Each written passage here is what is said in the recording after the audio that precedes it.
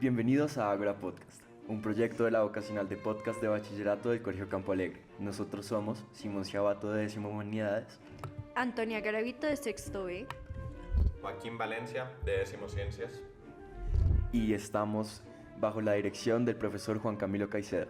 Hola Juanca. Hola chicos, hola a todos, hola a los oyentes de Ágora Podcast, bienvenidísimos. Bueno, les contamos que estamos muy contentos porque este es nuestro primer episodio. Hemos estado trabajando en la teoría, en discusiones temáticas y en el aprendizaje técnico sobre la grabación de un podcast. Y ya llegó el día de hacerlo. Es un día muy importante para nosotros. En este podcast hablaremos de temas variados y creemos que pueden ser de bastante interés, como temas de actualidad, del mundo y que nos aquejan a nosotros los estudiantes. Bienvenidos a este espacio y esperamos que lo disfruten tanto como nosotros disfrutamos haciéndolo. Para el primer episodio empezaremos con un tema tan extraño como divertido, el brain rot italiano y sus implicaciones en niños y jóvenes. Para esto contamos con dos increíbles invitadas, a las que agradecemos enormemente por su tiempo y su disposición para acompañarnos.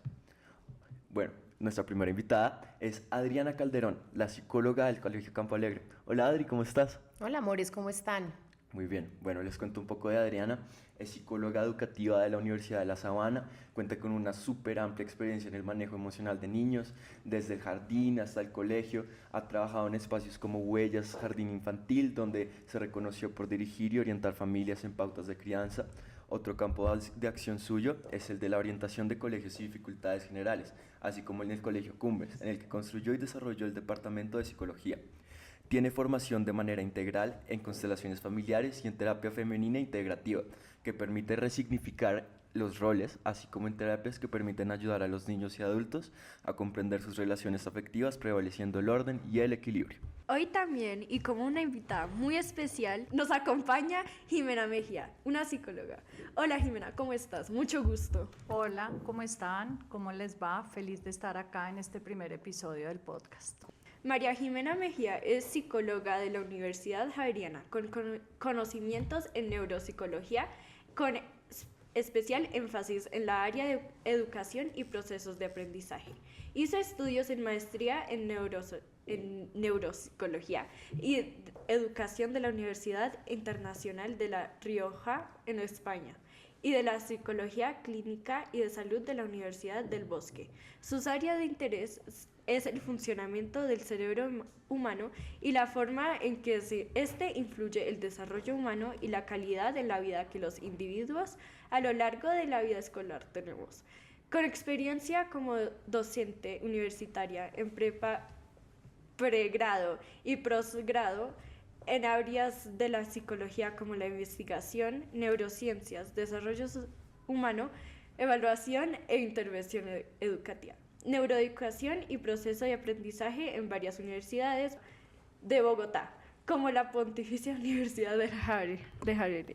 Bueno, empezamos. Les queremos preguntar a Adri, Ximena, nuestros invitados y también a nuestros oyentes si alguna vez han escuchado esto. Dei 10 migliori animali brain rot. Ballerina cappuccina. Mi. Oi. Oh, burrito bondito. Esto es un ejemplo del brain rot italiano con 20 millones de vistas. Y si has reconocido lo que acabamos de poner, seguramente has estado expuesto o alguien en tu entorno a tales videos y contenido. El brain rot ha sido nombrado la palabra del año para el 2024. La palabra brain rot en español se refiere al estado de una mente de putrefacción cerebral, su traducción más literal. Este realmente no es un término nuevo, muchos piensan que fue hecho por Henry David Thoreau en 1854 en su libro Walden para aludir a una mente podrida por falta de intelecto. Aunque en los últimos años ha cobrado un sentido importante para el desarrollo tecnológico y sobre todo está muy asociado al consumo de pantallas digitales. Usándose para nombrar a este contenido, como dice Joaquín, el brain rot actualmente se asocia al contenido virtual de corta duración y que es irracional, que abunda en plataformas como TikTok e Instagram Reels.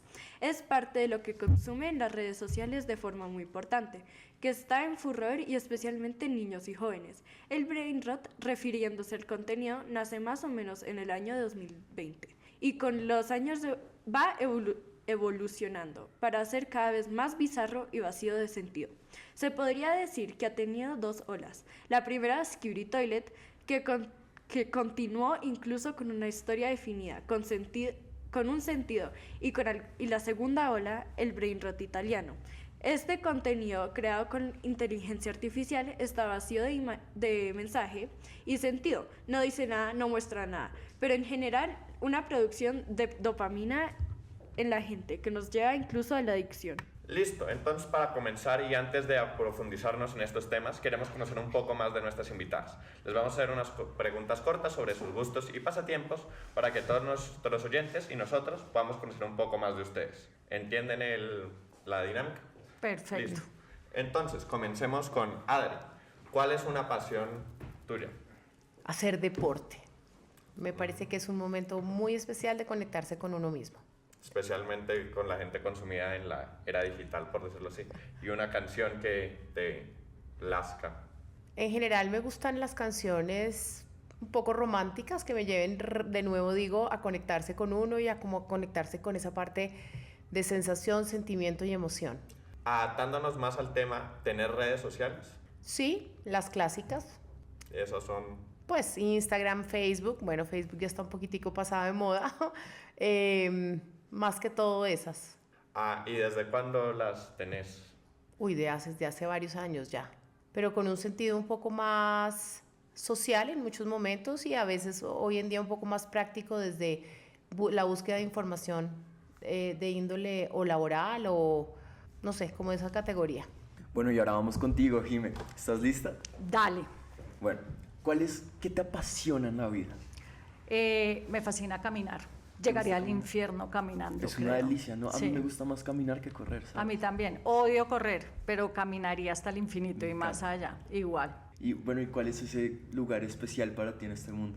Wow, creo que mi lugar especial en el universo, creo que si tuviera que decir una ciudad, Medellín. Medellín. La amo. Hay una historia divertida y es que yo no nací en Medellín, pero mis papás vivían en Medellín cuando yo fui a nacer. Entonces creo que tengo ahí un vínculo muy raro desde muy chiquita. No puedo vivir sin arepa. Creo que es mi comida favorita. Todos los días como arepa dichosa. Una pregunta, ¿la arepa es con queso o sin queso? Como me la des. Como Con queso, arepa sin con queso, todo. con mantequilla, rellena, la que me des. Pero la arepa la amo. Bueno, y también hablando del tema de hoy, ¿qué redes sociales tienes tú?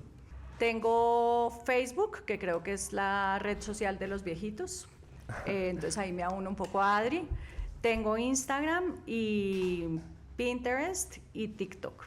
Bueno, ¿y hace cuánto tienes, por ejemplo, TikTok?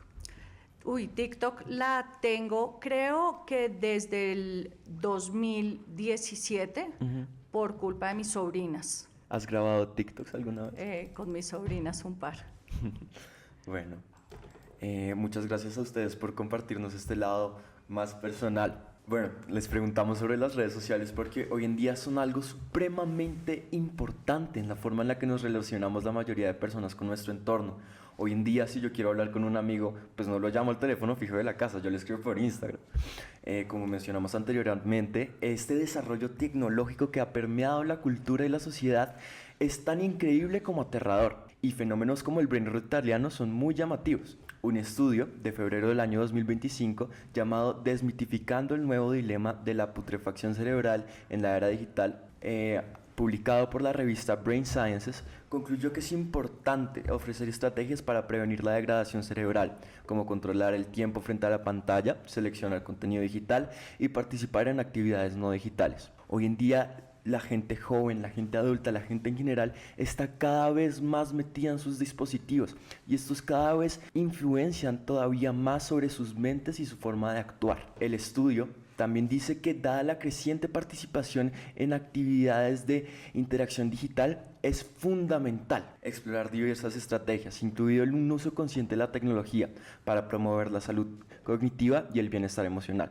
Los resultados pueden orientar a diversas partes interesantes como profesionales, profesores, educadores y realmente cualquier parte de la sociedad para abordar el impacto tan generalizado de la degradación cerebral a causa del consumo no saludable de contenidos digitales. Bueno, Jimmy, tú eres una psicóloga, tú debes saber mucho más que yo de esto. ¿Qué opinas? Bueno, pues creo que ha sido muy interesante el proceso que hemos tenido que vivir. Siento que la pandemia nos marcó un antes y un después en el uso de la tecnología. Creo que además con una cosa loca para ustedes, y es que en el 2020 les decíamos no se pueden desconectar, por favor, quédese conectado, tiene que conectarse a la clase, al trabajo, el trabajo en grupo, y se terminó la pandemia, empezamos a pelear con ustedes a decir se desconectan, se desconectan, se desconectan, y a veces yo pienso en la generación de ustedes y digo, tiene que ser muy loco, que en un momento los adultos les dijimos que no se podían desconectar y ahora les decimos que se tienen que desconectar. Entonces creo que eso para ustedes tiene que ser muy particular. Evidentemente, uno de los efectos para mí que trajo la pandemia fue la hiperconectividad, no solo ya de ustedes, sino de todas las generaciones. No estar conectado prácticamente no es posible. Y yo siento que la conexión no es lo grave, porque creo que tiene muchos efectos positivos. Creo que lo preocupante es el tipo de contenido que consumimos. Y ahí aparece el brain rot italiano a hacernos ruido. ¿Por qué? Porque es un tipo de consumo realmente que no nos pone a pensar, no nos reta, no nos cuestiona, no nos permite interactuar, y básicamente lo que va a pasar es un poco lo que Antonia nos decía ahorita, y es lo único que hace es obligarnos a querer más, y lo que va a hacer a nivel del cerebro evidentemente es poner unos neurotransmisores, dentro de esos la dopamina, que es el neurotransmisor que nos genera bienestar por el refuerzo, a funcionar, pero nos aísla de las otras personas, no nos permite pensar, no nos permite cuestionar, porque en ese tipo de contenido no hay mucho para pensar. Claro, y es que lo más aterrador de esto es que es un contenido que está pensado para ser así. El brain rot se mete en tu sistema de segregación de dopamina y hace que sea fácil. O sea, tú ves un video de 30 segundos y ya estás botando dopamina. Y eso poco a poco va volviendo a la gente adicta. Y al final, pues, prefiero ver brain rot que cualquier otra cosa. Bueno, Jimena, muchas gracias por esto que acabas de decir. ¿Cuál crees tú, como profesional, que es lo problemático sobre el consumo de contenido basura en redes sociales por parte de las personas, pero especialmente nosotros los niños y jóvenes? Ok, ¿qué es lo problemático? Un poco lo que veníamos hablando con Simón, y es que pues no nos permite pensar, es sencillamente el consumo por el consumo. 2, gastamos tiempo que podríamos utilizar en otras cosas productivas, bien sea dentro o fuera de las redes, porque las redes, un poco como decía Adriana, a veces también son fuentes de un montón de información que nos puede ayudar. Y 3, que tal vez es un efecto que a mí me preocupa mucho, es que nos aísla del resto del mundo, porque lo que hacemos es una actividad súper solitaria, que a veces no se puede compartir, no se puede dialogar sobre ella, entonces nos quedamos un poco encerrados nosotros en esa dinámica, y creo que ahí es donde está el efecto negativo. Sí, definitivamente esta cárcel digital en la que nos está metiendo el mundo es algo bastante complicado. Pero ¿tú qué crees que los padres de familia o acudientes de los niños pues son conscientes de lo que está pasando en realidad? ¿Tú crees que al darle una pantalla tan libre a sus hijos saben que los están exponiendo a un riesgo? No, somos muy ingenuos los papás. Creo que pasan muchas cosas. Creo que el primer fenómeno es que no sabemos las implicaciones que tienen cuando abrimos una pantalla a un niño chiquito, ¿sí? ¿Cuál es el mundo que les abrimos? Que además es un mundo desconocido para todos. Entonces, desde ahí creo que es el primer riesgo. Lo segundo es que hay una brecha generacional en el manejo de la tecnología entre papás e hijos. Entonces, un poco la disculpa de los papás es, ay no, yo no sé cómo se utiliza, y desde ahí no logramos que se vinculen. Entonces no sabemos cómo acompañarlos para un uso adecuado y responsable de la tecnología, para acompañarlos y poderles ayudar a discernir a ustedes y cuestionarse si, venga, esto le aporta o no le aporta, porque creo que nos quedamos un poco como en dos lados de una orilla cada uno, donde nosotros decimos no tenemos ni idea, y ustedes pues consumen sin que haya mucha compañía frente al tema. Y a veces nos hemos quedado como obsoletos en el discurso que tal vez recibimos nosotros cuando empezamos a usar la tecnología y eran solo los riesgos de personas malintencionadas. Entonces como que nos quedamos ahí, pero resulta que el brain rot italiano tiene un riesgo a nivel cerebral, a nivel social, a nivel emocional, que no estamos viendo los adultos que estamos acompañándolos a ustedes. Bueno, muchas gracias. Pues como decías, la ignorancia es la fuente de todos males. Ahora, para girar, Adri, tú nos podrías mostrar, hay un antes y después del impacto en las redes sociales y especialmente el brain rot entre niños y jóvenes, especialmente en el campo del aprendizaje en colegio, bachillerato y primaria y universidades. Yo creería que sí, hay un impacto importante y hay un antes y un después. Y si esto lo vamos a términos de aprendizaje como tal, pues todo el proceso que lleva un aprendizaje en términos de cómo yo adquiero la información, cómo la proceso, cómo la organizo y cómo la evoco, pues digamos que el brain rot no nos permite como tener eso, nos permite es como la rapidez, el querer tener todo ya, la frustración no existe, el manejo de mis emociones, el manejo de cómo me enfrento a una dificultad. Hace mucho más difícil ese proceso de aprendizaje, porque entonces los niños quieren todo inmediato.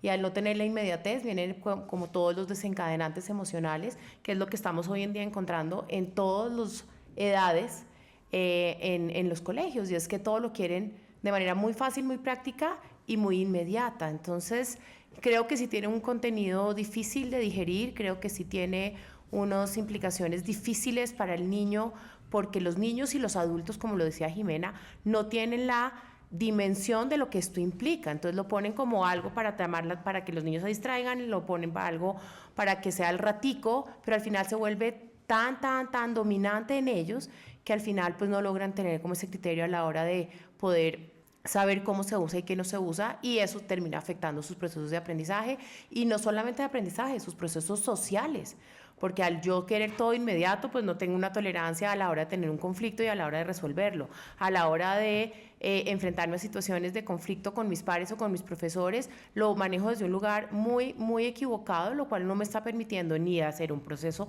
adecuado de aprendizaje ni tener unas buenas relaciones sociales. Claro, el efecto más famoso que se habla mucho es la pérdida de concentración, pero girando un poquito y devolviéndote el balón, ¿tú crees que frente a ese panorama, a ese contenido, hay algo que se pueda rescatar o salvar en algo que pueda ser benéfico o utilizarlo para hacerlo benéfico del brain rot? Creo que no. Creo que es muy poco, porque realmente lo que está es deteriorando esos procesos. Entonces, rescatar, no creería que podemos rescatar nada. Como todo en la vida, yo creo que hay muchas situaciones e insumos que nos han llegado a través del tiempo que uno diría cuando ve rápidamente esto, es algo más de lo que existe en la realidad de los niños. Pero cuando uno entra a profundizar entiende que realmente sí está deteriorando muchos procesos.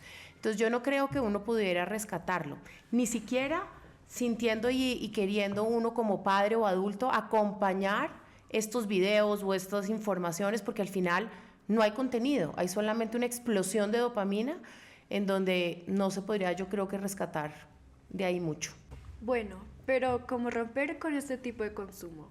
Si nosotros, los que nacimos desde el 2007 hasta acá, hemos crecido y estamos creciendo consumiendo este tipo de contenido y nos parece divertido, ¿cómo profesionales en la psicología, como ustedes, creen que nosotros como jóvenes y niños de la era digital podríamos interesarnos por otras cosas y al menos disminuir el consumo de este tipo de contenido y hábitos?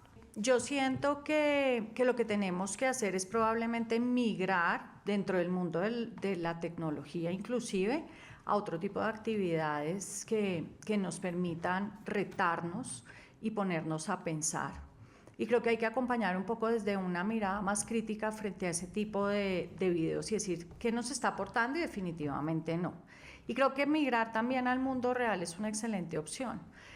Con lo que dice Adriana de no tener trabajo en equipo, no interactuar, dificultades en las relaciones sociales, en la tolerancia a la frustración, el mundo real nos ofrece un montón de retos y de actividades de dopamina. La actividad física, por ejemplo, es fantástica para eso.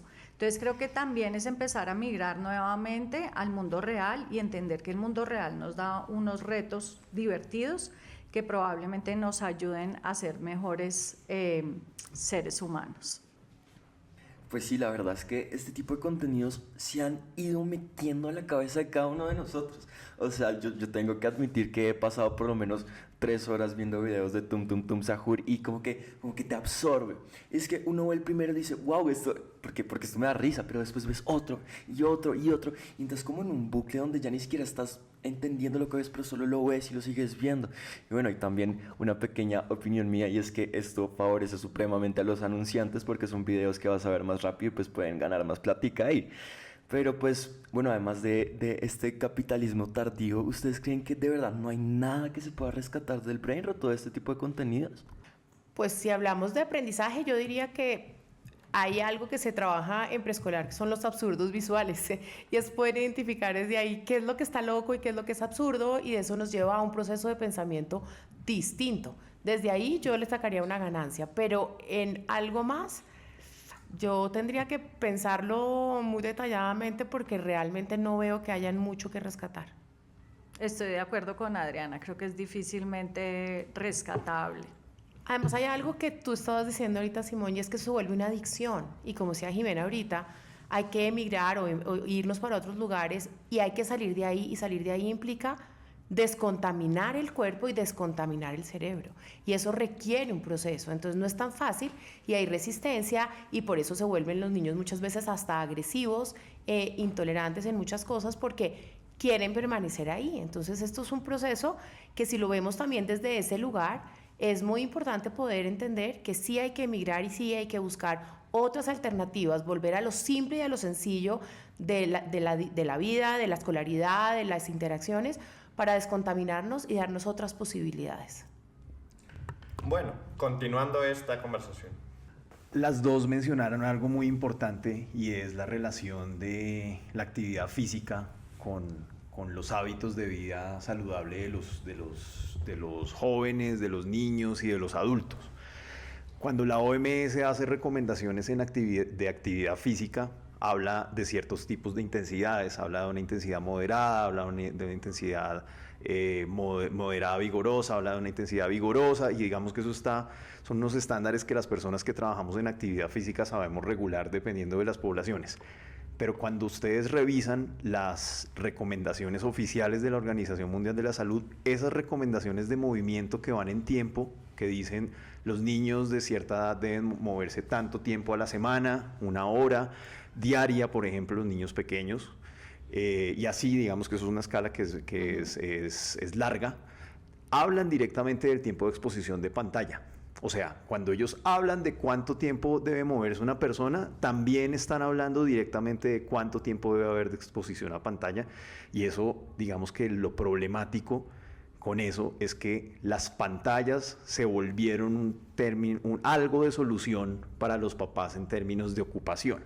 Entonces, ¿qué es más fácil? Yo tengo amigos, que yo no soy papá, pero tengo amigos que tienen hijos y muy conscientemente han elegido la crianza con control de pantallas, y es absolutamente demandante. Una familia que quiere criar niños con la exposición de pantalla necesaria, porque tampoco es satanizarle y decir que es mala, sino con una adecuada. Yo un día, nunca se me va a olvidar, me vi con mi amigo Carlos y me acuerdo que llegué a las 2 de la tarde y salí a las 10:30 de la noche. Ese día jugué, armé un rompecabezas, yo no me acuerdo de cuántas piezas, jugamos Lego, o sea, y yo le decía, esto es un voltaje muy alto, y me decía, sí, pero ese es el precio de querer criar a un niño que tenga otro tipo de estímulos y no solo de pantallas. Entonces creo que es como muy importante, y siento que a veces la vida de hoy, no los culpo, los papás tienen muchas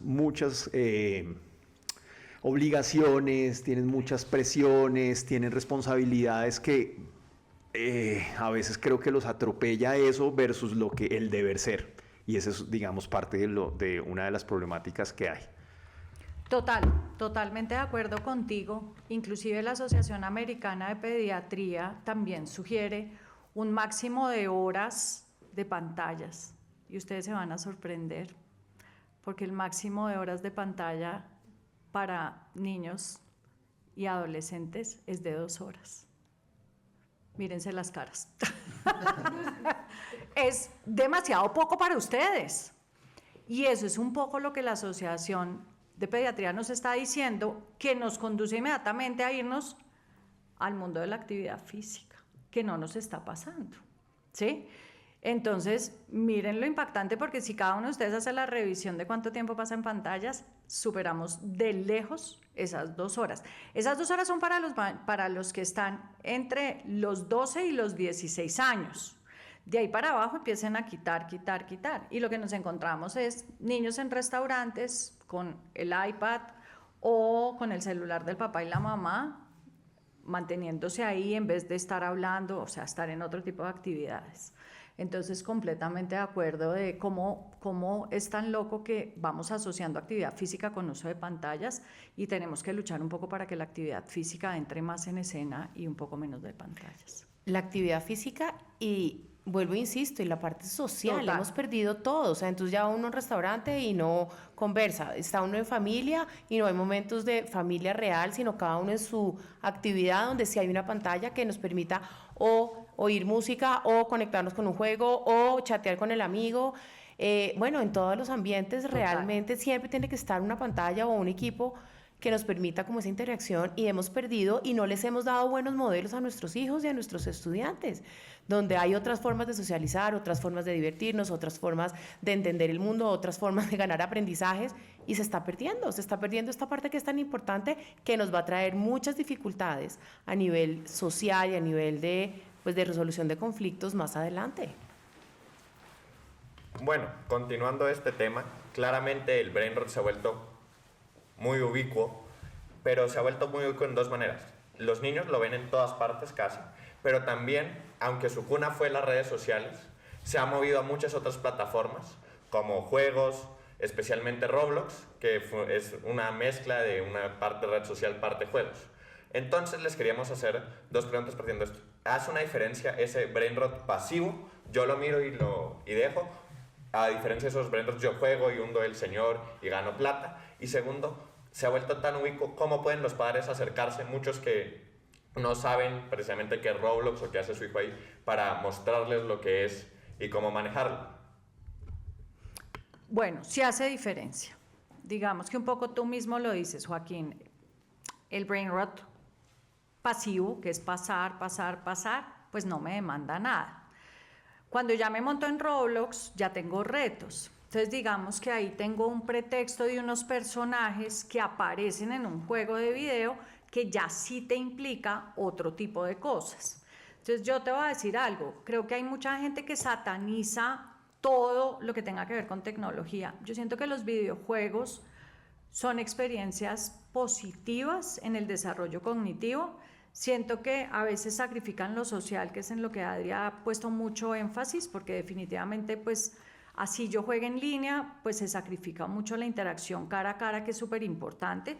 Pero yo sí siento que cuando migramos al mundo del videojuego con esos personajes, que ahorita está pasando con Roblox y Brain Rots, pero también ahorita lo tenemos en furor con la aparición de los Simpsons en Fortnite, vamos moviéndonos en otro lugar porque ya son juegos de reto. Entonces ya ahí estamos en otro lugar, porque ya ahí lo que estamos diciendo es, el videojuego sí me reta, me pone un problema que tengo que resolver y empieza a entrenar en otro tipo de cosas. Entonces me reta, me permite la persistencia, la baja tolerancia a la frustración porque no puedo pasar o no logro construir lo que yo quiero. Entonces siento que ya ahí es distinto, porque es el pretexto de un personaje con un objetivo que ya tiene, digamos, un contenido que yo ya diría es menos vacío, y ahí creo que uno podría, ahí sí, rescatar que hay cosas de esa dinámica que sí nos pueden jugar a favor. Bueno, ahora pues muchas gracias por la diferencia entre el pasivo y el interactivo, pero también tomemos cómo pueden los padres tomar control o acercarse al niño y explicarle cómo usarlo o no usarlo. Pues yo creo que, como todo, hay que ayudar a los hijos a que tengan criterio. Es difícil, realmente en ciertas edades es muy difícil. Y ahí estamos también trabajando el cómo me autorregulo y cómo genero límites. Yo creo que uno en la vida no puede satanizar todo, uno tiene que aprender a tener la herramienta y a manejarla a su beneficio. y no es lo mismo lo que pasa en una familia con unas dinámicas a lo que pasa en otras. Entonces yo creo que uno de padre tiene que ayudarle poco a poco al niño, en ciertas edades, no en todas las edades se puede hacer esto, a pues tener ese criterio de poder saber manejar y diferenciar y tener un poco de control y a veces darse uno el permiso de tener esos espacios de que no hago nada y que no me están enriqueciendo, pero que otros espacios sí puedo desde ese mismo lugar aprovecharlos para algo más positivo. Entonces yo creo que el papá tiene que acompañar, el papá tiene que estar presente, el papá tiene que orientar, no solamente ponerle la tecnología o la tablet con el juego y dejarlo libremente, sino que sí tiene que haber un monitoreo, una supervisión y poco a poco generar ese criterio de lo que se está observando. Yo agregaría que a los papás les toca informarse, Sí, total. porque siento que a veces son ingenuos o somos ingenuos como papás. Entonces también podernos informar sobre qué es eso que están consumiendo y qué tan positivo es para ellos, porque siento que a veces hay alto nivel de ingenuidad. Inclusive les voy a decir, yo creo que a Adriana, a mí nos pasa, y a veces hay niños que acceden a redes sociales que los papás les abren a pesar de que no tienen la edad para usarlas. ¿Sí? Por el simple hecho de que socialmente es lo que todos están viendo y todos lo tienen, y entonces desde ahí yo no voy a encajar y desde ahí yo no pertenezco. Y fíjense también eso que es tan importante, y es que en ciertas edades del desarrollo uno necesita pertenecer, y poder pertenecer está entrando en un mundo que ni el papá, ni el adulto, ni el niño conoce ni dimensiona, pero hay que pertenecer. Entonces hay muchas variables ahí que uno debería poder anticipar. Bueno, muchas gracias por estas sugerencias. Continuando con lo que dijo Joaquín, ¿qué consejo les darían a los niños y jóvenes que nos escuchan sobre cómo saber escoger el contenido que nos consume y esto que sea equilibrado con sus rutinas de vida? Bueno, ahí creo que hay varios consejos. Lo primero sí es que se hagan una buena pregunta y es, ¿esto me está aportando algo? E inclusive siento que en ese despegarse que hablaba Adriana un poquito y que hablaba con Simón, yo creo que también en ese consumo es que ustedes sean capaces de decir, Dios, llevo 2 horas, esto es mucho, ¿sí? Y de golpe ser capaces de ponerse un límite y decir, bueno, está bien, esto me encanta, voy a verlo tanto tiempo. Ustedes programan además los celulares y los dispositivos para que paren en un tiempo. Entonces, ser capaces de decir, venga, o sea, me encanta, pero sé que no me genera tanto efecto productivo. Yo les diría un poco, esa es una opción.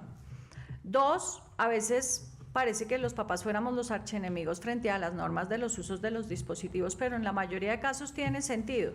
Entonces, esos papás que decimos de pronto, venga, no duerma con el dispositivo dentro del cuarto, pues porque es una tentación para ustedes tenerlo encima de la mesa de noche, decir no lo voy a usar, no lo voy a usar. Entonces creo que también un poco ponerse en la posición de los papás y a los papás en la posición de los hijos para entender que necesitamos tener un principio y un final. A mí me encanta cuando ustedes hacen el ejercicio de mirar el consumo de ustedes, cuánto es en redes, cuánto ha sido en la web, porque pues ustedes usan el celular para muchísimas cosas, entonces poder tener esa conciencia, venga y hago una revisión, cuánto consumí en qué, para irlo mediando, ¿sí? Ojalá favorecer lo rico que es el estar con los amigos face to face, o sea, venir al colegio vale la pena por estar con los amigos, luego uno aprende. Pero realmente yo sé que muchos de los niños que van al colegio se levantan es diciendo qué delicia parchar con mis amigos. El aprender es un poco un accidente, entonces creo que también entender que ese pedazo de pertenecer y estar con otros creo que es súper importante. Entonces también les diría, si tienen que escoger entre una reunión virtual y una presencial, elijan siempre la presencial porque creo que es la más divertida para ustedes, pero además es la que más nos aleja de pantallas. Entonces yo creo que esas serían mis sugerencias. No sé, Adri, si sugerirías algo más. No, básicamente lo mismo. No, pues sí, definitivamente el control en la cantidad de horas que uno pasa es una vaina súper importante. Yo el otro día me puse a ver y tenía 4.500 horas en Minecraft y dije como, ¿a qué horas jugué tanto en Minecraft? Pero sí, bueno, yo creo que la conclusión que podemos sacar todos de esto es que lo más importante en la vida es el balance. Y pues el Brain Rot existe, sabemos que es súper divertido, pero no podemos estar 6 horas al día viendo Brain Rot porque si no vamos a terminar con Brain Rot. Bueno, llegamos al final de este primer capítulo de Ágora Podcast. Estamos muy felices de haberlo logrado. Queremos agradecerle a las dos enormemente por apoyarnos, por haber sido nuestras primeras invitadas en este capítulo. Especialmente a ti, Jime, que te viniste hasta acá. Sabemos que no es tan cerca. Y bueno, siempre bienvenidas las dos a este espacio. También queremos agradecerle a Juanca, nuestro director, a Paul por la ayuda técnica, que nos ayudó a cuadrar micrófonos, nos enseñó a usarlos, todo fue súper chévere su ayuda. Y bueno, también a Anto y a Juaco, los otros hosts que invitamos a nuestros oyentes, a que sigan atentos a nuestro contenido, a que sigan viniendo a este su espacio, a que lo recomienden, a que digan, ve que Campo Alegre está haciendo un podcast chévere. Nos despedimos y bueno, yo quiero cerrar con una dinámica para saber si hay chinos que llegaron hasta el final del capítulo, y es que en los comentarios nos digan cuál es su Brain Rot favorito. A mí, por alguna razón, me encanta Tralalero Tralala. Muchas gracias.